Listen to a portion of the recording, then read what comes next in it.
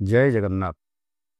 ଆଲୋକ ଓ ଆନନ୍ଦର ପର୍ବ ଦୀପାବଳି ଅବସରରେ ରାଜ୍ୟବାସୀ ଭାଇ ଭଉଣୀମାନଙ୍କୁ ମୋର ଶୁଭେଚ୍ଛା ଓ ଅଭିନନ୍ଦନ। ଜ୍ଞାନର ଆଲୋକ ମନୁଷ୍ୟକୁ ଅଜ୍ଞାନର ଅନ୍ଧକାର ଭିତରୁ ଉଦ୍ଧାର କରିଥାଏ। ନୂଆ ଆଶା, ନୂଆ ସ୍ୱପ୍ନ ଓ ନୂଆ ଲକ୍ଷ୍ୟ ସହିତ ସୁନ୍ଦର ଓ ସମୃଦ୍ଧ ଭବିଷ୍ୟତକୁ ସ୍ୱାଗତ କରିବା ପାଇଁ ଦୀପାବଳି ଉତ୍ସବ ଆମକୁ ପ୍ରେରଣା ଦେଇଥାଏ। ଅସତ୍ୟ ଓ ଅନ୍ୟାୟର ଅନ୍ଧକାରକୁ ଭେଦି ସତ୍ୟ ଓ ନ୍ୟାୟର ଆଲୁଅ ଜୀବନରେ ପରିପ୍ରକାଶ କରିଥାଏ। ଏହା ଆଶା, ବିଶ୍ୱାସ ଓ ଦୃଢ଼ ପ୍ରତିବଦ୍ଧତାର ଆଲୋକିତ ଅନୁଭବର ଗଣପର୍ବ।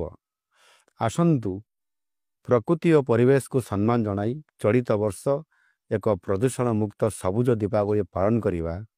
ଅହଙ୍କାର ଓ ଦାନବୀୟ ପ୍ରକୃତିର ଅମାନ୍ଧକାର ଭିତରୁ ଦୟା, କ୍ଷମା, ପ୍ରେମ ଓ ମାନବିକତାକୁ ଆଲୁଅ ଦେଖାଇବା।